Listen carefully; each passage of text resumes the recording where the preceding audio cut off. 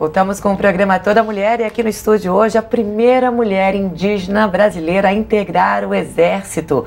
Aqui no estúdio, a Silvia. Eu vou fazer uma pergunta para você, Silvia, que no outro bloco a gente não fez. A gente falou de preconceito, mas a gente não fez. Qual o maior preconceito que você sofreu aqui no Rio de Janeiro como mulher e principalmente por ser indígena? Como mulher, eu digo que geralmente as pessoas imaginam que pelo fato de você ser mulher, as coisas podem ser mais fáceis, o que não são, né? O que não são. Preconceito, talvez os nãos que eu levei, pelo fato também de ser indígena, as pessoas têm uma imagem, como eu disse, deturpada. Imaginam que você não tem a qualificação suficiente para aquilo. Ou quando você tem, perguntam, mas você é índio mesmo? O fato de você ter estudado para muitos faz com que você deixe de ser indígena. E não é isso que vai mudar, né? Como eu disse, assim, como indígena, essa questão da dúvida, ela dói muito, né? Porque é como se as pessoas dissessem sempre para você que você não pode. Mas todas as vezes que diziam para mim, você não pode, então eu me preparava ainda mais para dizer, eu posso. O que foi mais difícil? A parte teórica do concurso ou a parte física? Digamos que a parte teórica em si, né? Porque o nosso campo ele é muito vasto, então você, além de colocar um currículo para avaliação, você ainda tem questões, uma prova oral para fazer diante de uma banca, com fiscal, né? Pessoas que estão ali para ver se realmente vale a pena, né? E como eu disse, eu me preparei muito para isso. Depois dessa aprovação, que não foi fácil, já foi o segundo concurso, né? Para mim, eu não cheguei nem à entrevista no primeiro, mas nesse aqui eu consegui. E depois, sim, é que teve a inspeção de saúde, que também não é fácil.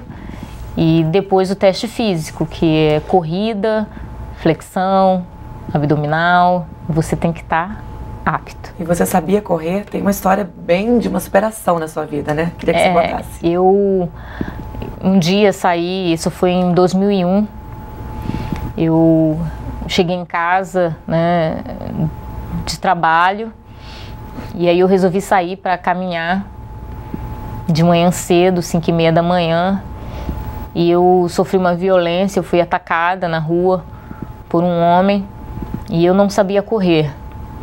E esse homem me alcançou, me encostou num muro, e só que, por sorte, alguém vinha andando na rua e essa pessoa me salvou, né? E ele me salvou e me levou para casa e me aconselhou a nunca mais sair na rua naquele horário. Mas eu fiquei tão traumatizada porque eu corri e passei mal, porque eu não sabia correr. E aí eu decidi que se um dia eu tivesse que correr para me salvar de alguém, era melhor que eu aprendesse a fazer aquilo. Então, isso aconteceu num sábado. Quando foi no domingo, no outro dia, 5h30 da manhã, eu calcei um tênis e comecei a correr. Com 2 meses, eu fui participar de uma competição aqui no Rio. E aí um técnico do Vasco da Gama me viu correndo. Eu fui a 7ª colocada nessa prova. E aí ele me convidou para... que era inclusive uma corrida da mulher, que era uma corrida da Avon. E ele me convidou para treinar com ele. E aí a minha vida no esporte... Então a história do limão, fazer uma limonada, um doce, seja lá o que for, na sua vida sempre, hein? Sempre. E aí eu comecei a correr e foram muitos prêmios, muitos troféus. Fiz 2 troféus Brasil, várias competições em São Paulo, aqui no Rio, no Brasil inteiro, competindo e ganhando a vida na época com a corrida. Chegou a ser coordenadora da equipe de atletismo do Centro Universitário Augusto Mota, aqui no Rio. Isso. Nós ganhamos uma bolsa de estudos, né? Montamos uma equipe de atletas para a instituição, para a universidade que estava nos patrocinando com essa bolsa. E essa equipe que eu coordenava, essa equipe de atletismo, ia para São Paulo competir. Então, durante vários anos, a competição, o título da volta da USP por equipe sempre ficou em São Paulo. Então, no ano de 2003, 2004 e 2005, nós trouxemos esse prêmio para cá. Somos tricampeões da volta da USP. A universidade, a Uniswan, ela carrega esse título graças a um trabalho, a um crédito que eles deram para esses atletas, né, que eu coordenava. E também para nós como atletas, né? Eu estou vendo aqui que não tem prêmios também só no esporte, tem prêmios na arte. Medalha Cultural Castro Alves, Medalha Monteiro Lobato e também um prêmio de jovem escritora da Academia Literária Feminina do Rio Grande do Sul. Em off, que estava falando, tem muito mais prêmios. Como poetisa, né, como escritora, eu tenho prêmio no Concurso Nacional de Contos da Revista Brasília, Concurso Nacional de Crônicas. Eu tenho a medalha Edelmira Vitor, também, que foi me dada pelo Conselho Editorial da Revista Brasília, pelos relevantes serviços prestados à cultura nacional. Eu sempre escrevi, todos os meus textos sempre foram baseados nas minhas experiências enquanto indígena, nos nossos costumes, naquilo que nós acreditamos.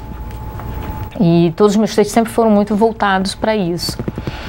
E tenho participado de vários concursos, tenho o prêmio Lions de Cultura, tenho o prêmio dos 434 anos, prêmio de poesia, né? Em primeiro lugar, poesia adulto, os 434 anos da Ilha do Governador, do qual eu escrevi a poesia chamada Paranapuã, onde eu falo sobre questões indígenas também. Uhum. Interessante, muito interessante. E tem algum lugar que a gente pode acessar essas poesias, conhecer? Bom, eu sempre falei que eu queria lançar um livro, porém, como eu disse, a minha vida não foi fácil, então eu escrevia os meus textos e os textos que eu lancei foram publicados em coletâneas. Porém, agora, estando no Exército, agora sim, o dinheiro será para lançar o meu livro, porque antes ou eu lançava o livro, ou eu estudava, ou eu comia. Uhum. Agora eu posso lançar o livro. E existem vários textos meus na internet, vídeos de eu declamando poesias, né? Uma das minhas poesias mais premiadas chamada Essa Terra Não É Tua, né? É um texto que já participou do Fliporto. E é um texto que é muito reproduzido por escolas, né? Hoje, com a questão da Lei 11.645, que obriga o ensino da história e da cultura indígena em todas as instituições de ensino, esse é um texto bem trabalhado.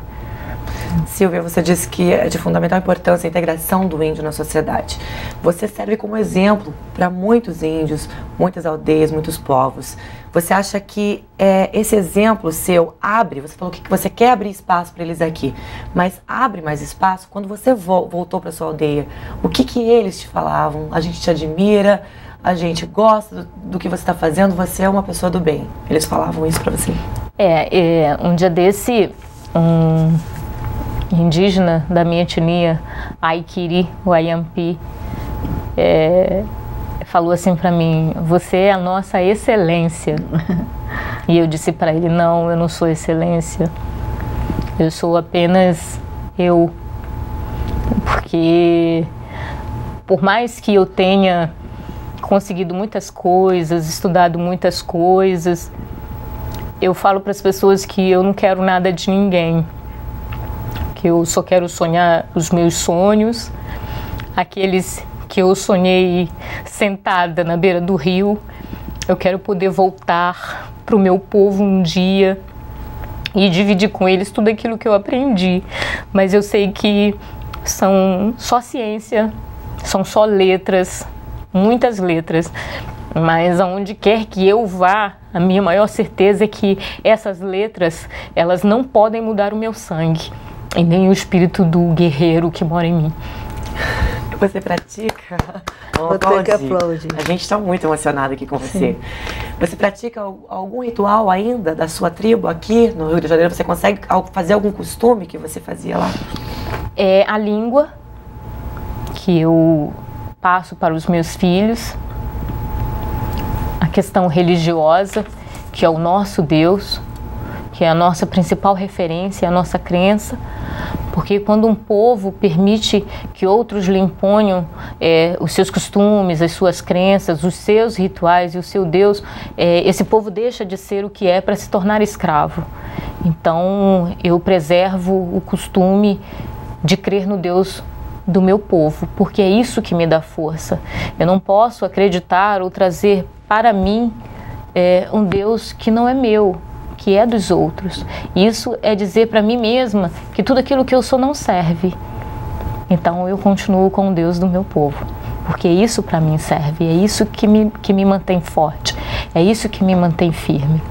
Quer dizer, os princípios que você aprendeu, você procura passar para sua família. Isso que eu ia te perguntar, como que está a sua adaptação no Rio? Você já tem filhos e tem uma neta também, aqui no Rio de Janeiro. Isso, existe uma coisa que eu prezo muito para os meus filhos e para minha neta, é a preocupação com a coletividade.